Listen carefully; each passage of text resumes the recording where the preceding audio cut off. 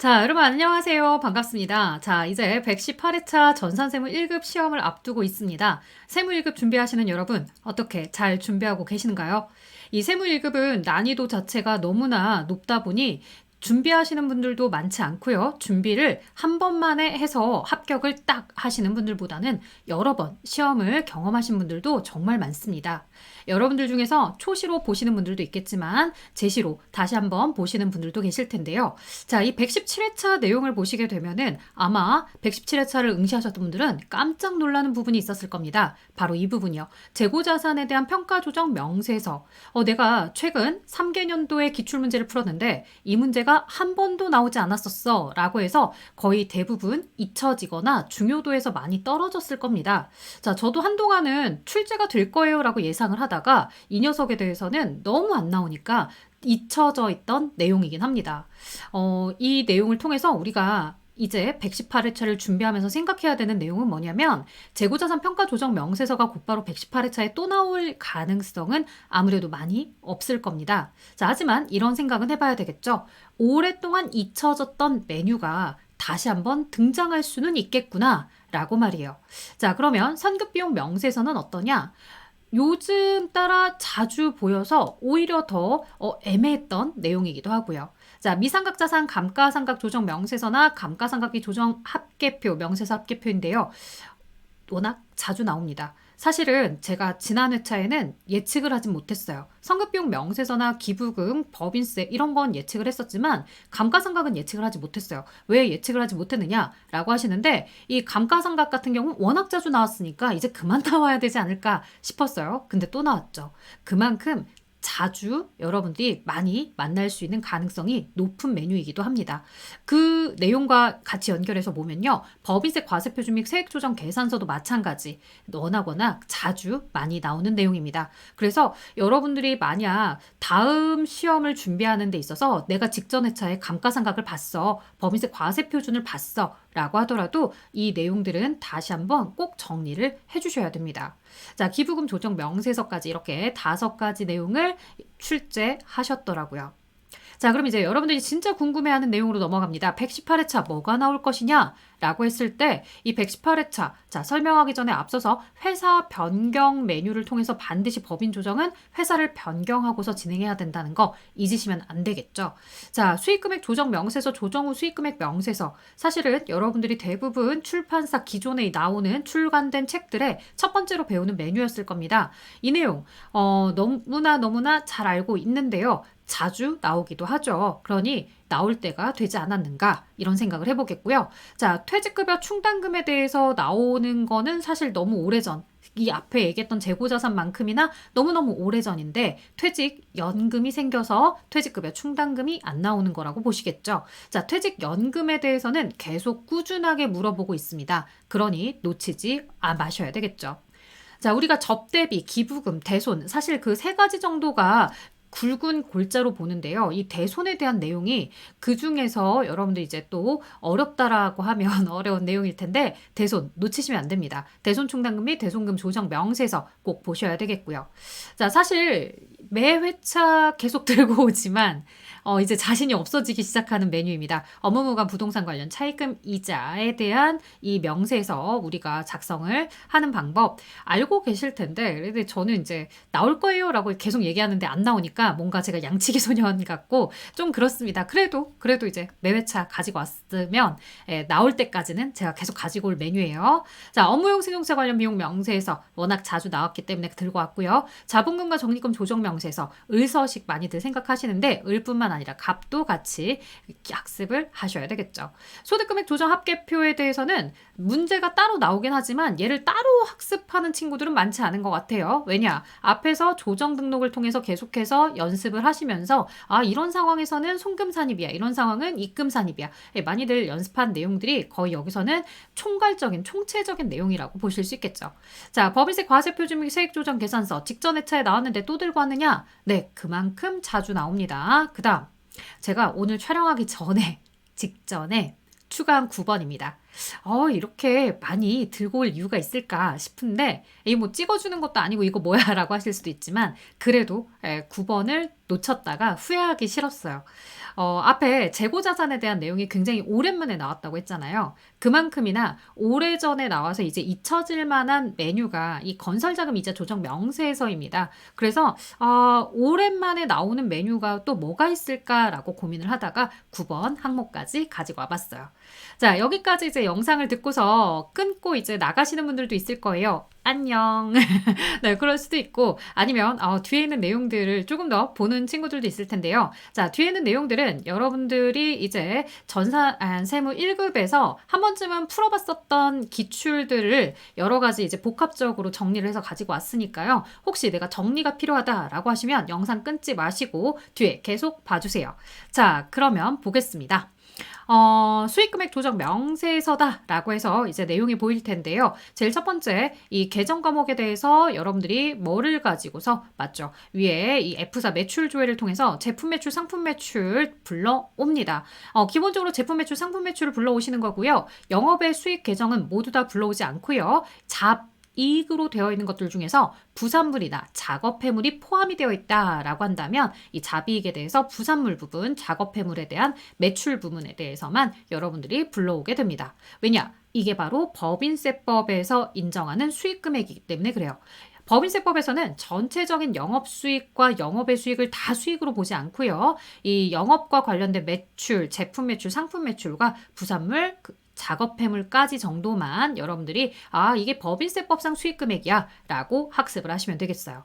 자, 그런데 사실상 여기서 불러오는 금액은 법인세법 기준에 들어가는 수익금액을 불러오긴 했지만 결산서상 수익금액이라고 해서 장부에 처리한 회계상 매출액을 불러오게 됩니다. 자, 회계상 매출액을 불러왔다가 법인세법 기준에서 빠진 부분이 있어. 그럼 가산해 주셔야 되겠고요. 법인세법 기준으로 했을 때는 회계상 수익으로 들어가 있지만 아직 수익을 인식하면 안 되는 지점이야. 차감을 해야 되는 상황이 있을 겁니다. 이렇게 가산하는 상황, 차감하는 상황들에 대해서 여러분들이 기록을 해주시면 마지막에는 조정 수익금액이다 라고 해서 법인세법에서 인정하는 수익금액이 나오게 되는 거죠. 이때 주의할 점 뭐냐면요. 가산과 차감으로 나눠져 있다 보니 누락된 거래에 대해서 어떤 친구들이 매출액은 가산이야. 매출원가는 마이너스 비용이니까 차감했다 넣어야지. 이런 오해를 하는 친구들이 있어요. 왜냐? 조정 등록할 때는 매출원가까지 등록을 하거든요. 하지만 여러분들 잘 아시는 것처럼 정리가 되셨다면 아마 아실 거예요. 매출액에 대해서만 넣는 겁니다. 그래서 매출액을 법인세법에 의해서 우리가 좀 더 추가해야 될 것 같아. 가산.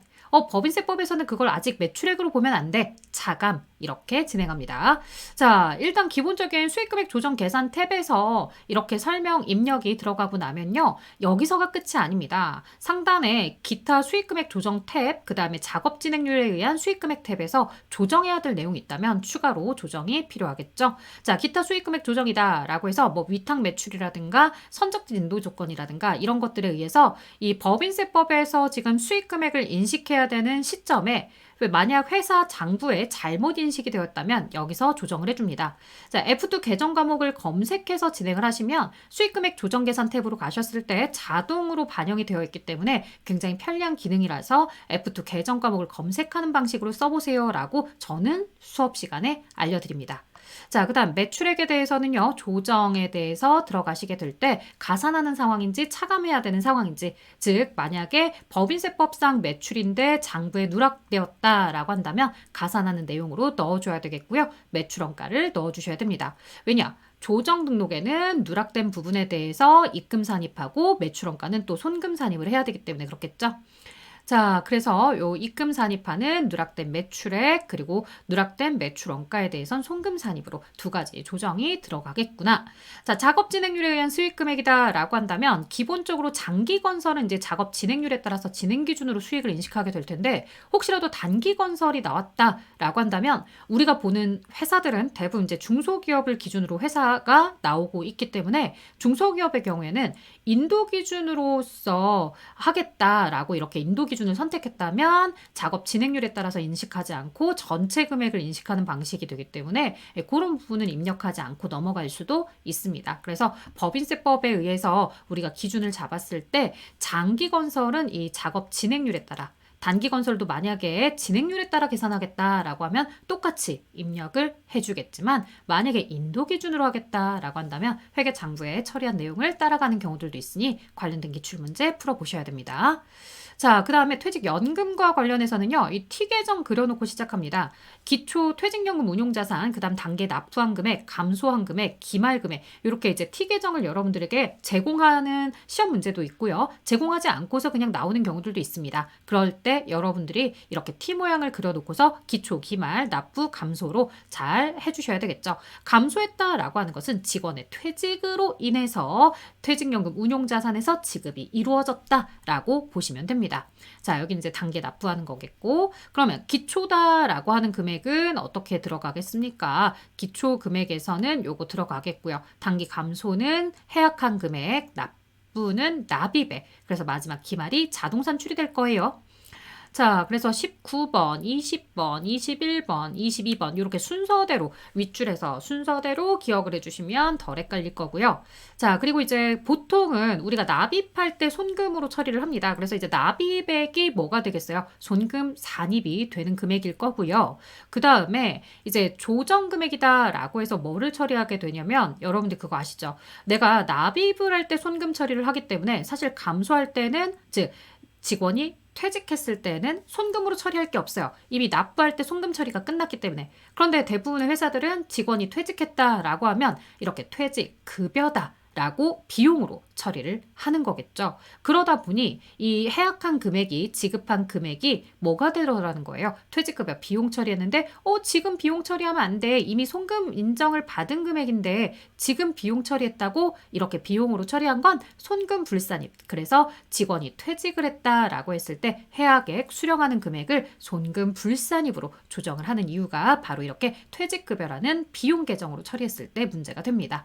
자, 나머지는 여러분 이제 뭐 전기 을서식에 손금 산입한 금액을 넣어주세요 라고 하는 것부터 시작해서 여기 다 하나하나씩 정리를 해보시면 되겠습니다. 그래서 어느 자리에 누구를 넣어줄 건가 이런 것들 다시 한번 잘 살펴보시면 좋겠고요. 마지막 조정 등록에 갔을 때 앞서 설명을 했던 것처럼 손금 산입하게 되는 것은 이 납부된 금액을 가지고 손금 산입하게 되는 거고요. 그리고 여기 보시다시피 실제로 지급한 금액, 퇴직급여라고 처리한 금액은 우리가 뭘로 처리하는 거다? 단기 감소된 금액에 대해선 손금불산입 이렇게 처리합니다. 그래서 지금 구조를 보시면 내가 납입을 할 때는 유보 발생, 그 다음에 나중에 퇴직을 하게 되면 유보 감소로 이렇게 회계 처리가 소득에 대한 처분이 이루어지고 있다는 것도 잘 봐주시면 됩니다. 자, 이제 대손에 대한 내용입니다. 이 F2 눌러서 뭐 우리가 진행을 하셔도 되겠고 아니면 이제 자료를 불러오기 버튼을 눌러서 불러와서 작업을 진행해 줍니다. 기본적으로 이제 여러분들이 외상 매출금 받으러 온 미수금 뭐 이런 계정들을 가지고서 불러와 주시게 될 거고요.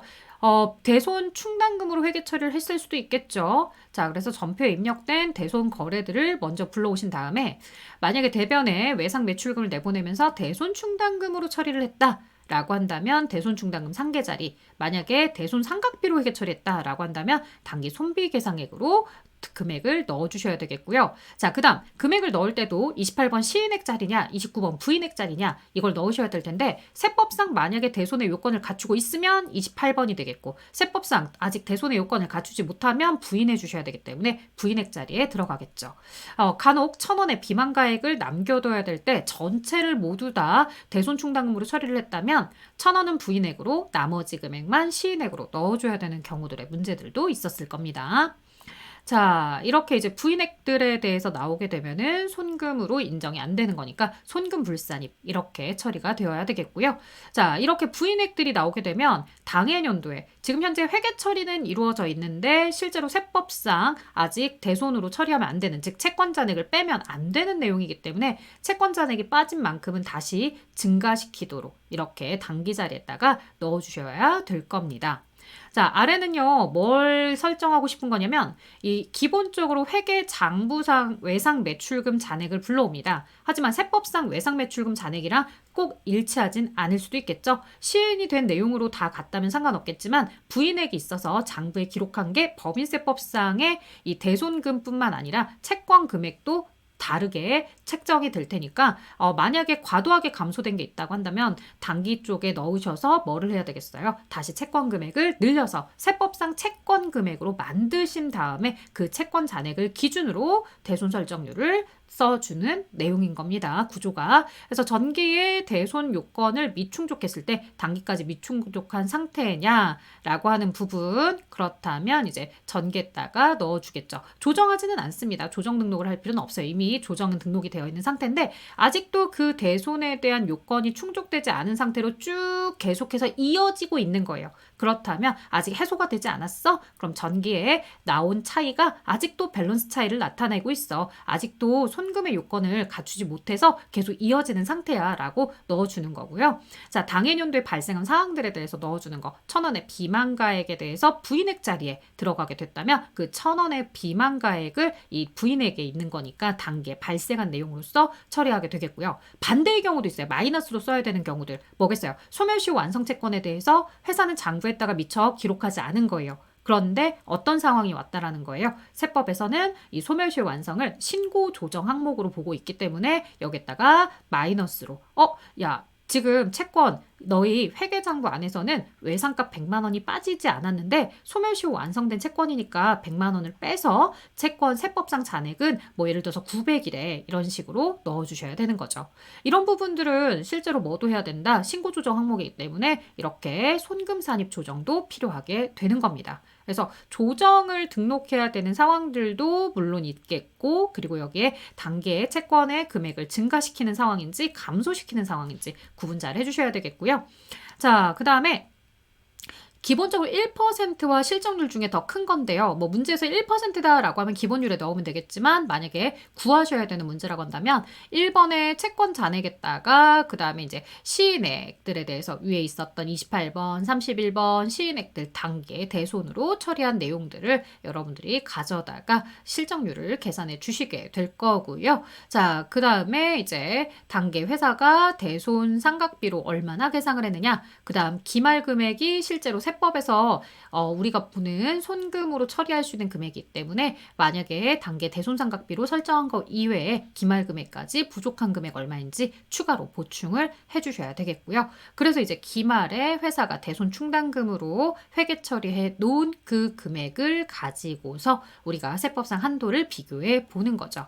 자, 대손 충당금 부인된 금액이 있었다면 그 금액도 넣어주겠고요. 마지막으로 세법상 한도 금액과 그 다음에 회사가 대손 충당금으로 장부에 처리한 금액을 비교해서 우리가 과다하게 된 내용이라든가 과소환입이라든가 이런 상황들을 이야기할 텐데 만약에 대손 충당금의 한도를 초과해서 회사가 설정하고 있더라라고 한다면 당연히 손금 불산입에 대한 내용이 들어가 줘야 될 겁니다. 자, 그리고 이제 이 할인 배서 특수채권이 있으면 업무무관 가지급금에 대해서 넣어주는 경우가 문제 출제가 된 적이 있었죠. 다시 기본율과 실적률에 대해서도 얘기하고 있고 회사가 이 추가로 보충법에 의해서 설정한 대손상각비가 단기 계상에 그리고 기말 금액이 들어가는 거라고 했었습니다. 이 기말에서 단기 계상액이 빠진 금액 그래서 추가적인 금액을 빼서 6번 자리 금액은 기말의 대손충당금 잔액이랑 맞춰줘야 되는 거였다. 자, 업무무관 부동산 등에 관련된 차입금 이자 조정 명세서다라고 해서 나와 있습니다. 여러분들이 여기서 부동산 관련, 동산 관련, 가지급금, 가수금 이런 내용들을 쓰시겠죠. 자, 뭐 동산은 많이 나오진 않지만 이제 부동산과 관련해서 자료가 문제가 출제가 될 겁니다. 이 투자 목적의 건물이라든가 토지를 취득했다라고 한다면 업무랑 무관한 부동산이다라고 생각을 하는 거죠. 자, 그 다음에 이제 가지급금에 대해서도 입력을 해야 되는 상황은 대표이사가 개인적으로 사용할 금액에 대해서 회사가 대여를 해주더라. 뭐 이런 내용들이 나올 수도 있습니다. 아니, 회사가 돈이 없는데 그래서 대출받아서 이자가 많이 나가고 있는 상황인데 너희는 어찌 이렇게 업무와 관련 없이 투자 목적의 토지, 건물을 살 수 있었으며 개인적으로 이렇게 대표이사에게 돈을 빌려줄 수 있느냐. 그럴 돈이 있으면 은행에 차입금에 대해서 상환을 하면서 지급이자, 이자 비용을 줄여라. 이자 비용은 이자 비용대로 다 손금 인정받으면서 이런 곳에서도 너희가 뭔가 자금을 운용하는 거? 우리 이거 인정하지 못하겠다. 약간 이런 취지로 우리가 작성하게 되는 겁니다. 자, 그래서 이제 적수입력 탭을 지나서 지급이자 손금불산입 탭으로 오시게 된다면 이 마지막에 손금불산입 지급이자다라고 나와 있는데 사실 이제 여러분들이 이론에서도 필요하기 때문에 학습을 하셨을 겁니다. 채비, 건업 이렇게 해서 채권자 불분명, 비실명, 건설자금이자 그리고 나머지 업무무관 지급이자에 대해서 손금불산입으로 처리하게 되는 상황까지 이렇게 볼 수 있습니다. 여기서 앞에서 채권자 불분명이나 아니면 비실명과 관련된 상황들이 나온다라고 한다면 이 두 가지 상황은 이자 비용에 대한 부분은 뭘로 처리하고 상여로 그리고 이제 예수금에 대해서는 기타 사외이출로 이렇게 원천징수액을 기타 사외이출로 하셔야 됩니다. 자, 그리고 건설자금이자는 우리가 자산, 건물과 관련된 내용으로서 유보 발생, 마지막 요 송금불산입과 관련된 부분은 업무무관 지급이자에 대해서 기타 사외이출로 왜냐? 이미 금융기관에 납부한 지급이자와 관련돼서 그 부분을 송금으로 인정하지 못하는 거니까 이제 기타 사외이출로서 이렇게 처리가 이루어져야 되는 거죠. 원천징수액도 마찬가지고 자, 이렇게 보았습니다. 업무무관 승용차 등록으로 들어가 볼 텐데요. 벌써 시간이 20분이 지나면 이제 내가 시험을 준비하는 상황이긴 하지만 아이고야 숨찬다. 머리가 지금 너무 지끈지끈거려서 내가 지금 잘 듣고 있는 건지 자꾸 딴 생각이 들려고 하고 네, 여러 가지 고민들이 들 거예요. 자, 여러분들 이 타이밍에서 혹시 구독을 안 눌렀다면 구독을 눌러보시고요. 아니면 좋아요를 눌러보세요. 자, 이제 업무용 승용차 등록 들어가 보도록 하겠습니다. 차량 번호에 대해서 이제 등록을 하시고 내가 구매한 차량이라면 차량 운반구를 넣어주시겠죠? 자, 회사 소유 차량이라면 반드시 208번에 차량 운반구를 넣어달라 이겁니다. 빌린 차야 고정자산을 취득한 건 아니겠지만 구매한 차량은 반드시 차량 운반구를 넣어주시고요. 자, 그 다음 이제 경비비 구분도 잘 하셔야 되겠죠? 500번, 800번. 자, 사용자에 대한 성명이라든가 뭐 대표이사 이 직책을 넣을 수도 있겠고요. 자, 그리고 임차 여부가 정말 중요하죠. 자가냐, 렌트냐, 운용 리스냐 이런 것들 선택해 주시고 임차 기간 그리고 이제 보험에 대해서 당연히 운전자의 이 자동차 업무와 관련된 승용차 차량 보험 가입했을 거고요. 보험 기간을 넣어 주셔야 됩니다. 예전에 나왔던 시험 문제에서 취득한 시점이랑 그 다음에 요 임차 기간이랑 밸런스가 맞지 않아서 업무 관련된 비율이 100%로 원래는 출제를 하셨는데 나중에 한 80% 정도로 업무 비율이 바뀌게 되는 경우가 있기도 했었죠. 자, 그런데 그런 경우가 많이 나오는 상황은 아닐 거예요. 그래서 보험 가입 여부도 전부 다 가입을 하는 건데 그런 경우 이제 일부 가입으로 해서 작성을 하신 분들이 있었습니다. 그러면 이제 100%가 아니라 일부에 대해서는 업무랑 관련성이 없는 비율로 이렇게 산출이 될 건데 그 기출문제 푸실 때 좀 이상하다고 생각을 하셨을 거예요. 아마 108회차였나? 그런 부분들 때문에 그렇습니다. 자, 보험기간에 대해서 여러분들 넣어주시겠고요. 나머지는 문제에서 자료 제시되는 대로 해주시면 되겠습니다. 자, 여기서 이제 불러오기를 하실 거예요. 그쵸? 앞에 등록했던 내용들을 불러오기를 하셔서 여기 자료에 있는 대로 업무 사용 거리랑 그 다음에 이제 총 주행 거리를 넣어주면 알아서 사용 비율 자동으로 산출이 됩니다. 출퇴근 거리를 자꾸 소득세법이랑 헷갈려서 누락시키는 친구들이 있는데요. 그러시면 안 됩니다. 자, 그 다음에 감가상각, 자가 소유할 때 내가 회사가 회사 차량이다 라고 한다면 이 감가상각비가 들어가게 될 거고요. 자, 그 다음에 렌탈 운용 리스가 있다면 임차료에다가 넣게 될 겁니다. 이 경우에는 이제 월별로 비용을 알려주면 12달 보유하고 있었을 때는 12 곱해 주셔야 되겠고요. 리스 차량 같은 경우에는 여기 별도로 입력을 안 해도 되는데 회사가 보유하고 있는 차량이라면 보험비, 수선비, 자동차세가 들어가게 될 겁니다. 리스 차량은 왜 별도로 입력 안 하느냐? 리스비에 이미 다 들어가 있는 상태이기 때문에 보험료, 수리비, 수선비, 자동차세는 없겠죠. 자, 그래서 자가 소유했을 때 넣겠구나 라고 봐주시면 되겠고요. 나머지 내용들에 대해서는 여러분들이 확인을 해주시면 되겠고 그래서 상단에 보시다시피 손금불산입니다 라고 해서 렌탈한 차량 렌탈 차량은 뭘로 본다? 이렇게 감가상각 한도 초과를 기타 사외출로 봐요. 이걸 정말 조심하셔야 돼요. 렌탈은 기타 사외출 회사가 보유한 차량 운반구 자산이잖아요. 그런 경우는 감가상각 한도 초과를 유보로 처리를 하겠고요. 만약에 이제 100%로 나오게 된다면 상관없겠지만 뭐가 있다고 한다면 100%가 아닐 때에는 업무 외 법적인 비율에 대해서는 상여로 대표이사나 이런 사람들 직원이 사용을 했기 때문에 상여로 소득 처분이 이루어져야 됩니다. 그래서 혹시라도 업무 사용 비율이 100%가 아닐 때는 이렇게 조정 등록이 뜰 수도 있겠구나라고 머릿속에 염두에 두셔야 되겠죠. 자, 자본금과 적립금 조정 명세서에 대해서는 유보 서식에 대해서 넣습니다. 유보로 소득 처분되는 내용들을 넣을 텐데요. 이 유보로 소득 처분되는 내용들을 넣기 전에 앞서서 앞에 이 기존에 만약 여러분들이 앞에 있는 문제를 풀면서 유보로 내가 조정 등록한 것이 있다고 한다면 그 내용들을 아마 무시하고 작성하세요 라고 할 거예요. 무시하라는 얘기는 삭제하고 하시란 얘기예요. 뭐에 대해서? 자본금과 적립금 조정 명세서에 대해서는 삭제하고 시험 문제에서 제시한 항목들만 넣어주는 겁니다. 왜냐? 이 을서식에 작성된 내용이 갑서식에까지 영향을 미치고 있기 때문에 이 갑서식까지 작성을 하라는 문제에서는 답이 다 달라지면 곤란하잖아요. 채점하실 때. 그러니까 을서식에 대해서 제시한 내용만을 가지고서 갑서식이 모두 동일하게 나오게끔 이렇게 문제를 출제 의도를 가지고서 진행을 하십니다. 상단에 직접 입력이 눌러져 있으면 여러분들이 입력을 하실 때 자동으로 불러와지는 내용이 없을 거고요. 직접 입력이 비활성화가 되어 있다면 자동으로 불러와지기도 할 겁니다. F3 조정 등록처럼 똑같죠. 자, 어음으로 지급한 기부금, 감가상각 함도초과, 상품에 대한 평가, 평가, 그 다음 단계 성급 비용이 과대 계상되었다. 요런 상황들이 자본금과 적립금 조정명세서 을서식의 단골 메뉴였습니다. 자, 만약에 이제 자료에 법인세 비용이 있다면 이 법인세 비용은 당연히 기타 사유출이니까 해당 사항이 없겠죠. 집어넣으시면 안 됩니다. 이렇게 대상이 되는 것만 알려주지 않고 대상이 되지 않는 것까지 섞어서 여러분들을 혼란하게 하는 거죠. 자, 그러면 기초잔액은 뭐냐? 전기에 2월된 유보 발생 내용들이 기초에 들어갑니다. 기초에 들어오는 건 전년도까지 발생했던 유보 발생 내용들이 들어가겠고요. 만약에 기간의 경과라든가 상황이 소각이 되어서 소강 상태가 되어서 이 반대로 치환하게 된다면 감소 자리에 들어가죠. 여기에 마이너스로 넣는 거 아닙니다. 마이너스로 넣는 건요. 전기의 손금 산입으로 넘어와서 단계에도 손금 산입이 사라지게 될 때, 유보가 감소될 때 그때 쓰는 거죠. 자, 당해년도 증가할 때도 마찬가지입니다. 증가할 때 대부분 양수로 쓰고 있는 이유는 여러분들이 손금 불산입에 대해서 조정을 하고, 즉 입금 산입에 대해서 조정을 하기 때문에 플러스 금액으로 넘어갈 거고요.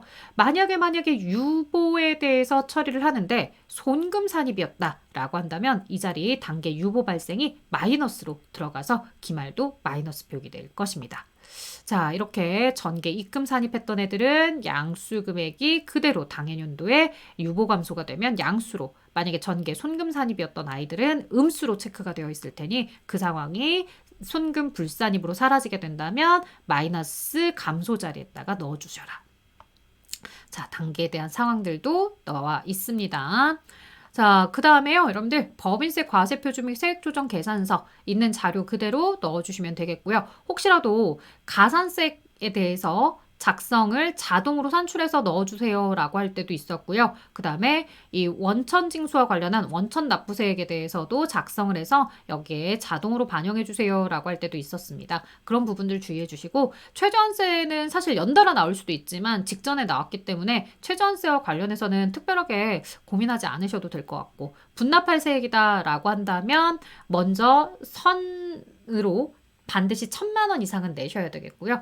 그 이후에 이제 절반의 금액을 낸다거나 아니면 2,000만 원을 넘지 않으면 1,000만 원을 초과한 짜투리 금액이 분납할 금액이 되는 거죠. 그래서 옛날에는 분납세액 계산 범위의 자리가 없어서 알아서 수험생들이 가산세를 제거하고서 반을 나눠주도록 했었는데, 왜냐면 가산세는 우선순위로 내야 되거든요. 근데 요즘은 이제 분납세액 계산 범위액이 여기 자동으로 체크가 되기 때문에 여러분들이 분납할 세액을 넣으실 때는 뭐만 조심하면 되겠더라. 이게 2,000만 원 이하의 금액인지 2,000만 원을 초과하고 있는지 그 부분만 조심해 주시면 되겠죠. 무조건 50%가 아닙니다. 2,000만 원이 안 되면 1,000 우선으로 내고 나머지 짜투리 금액만 분납하는 겁니다.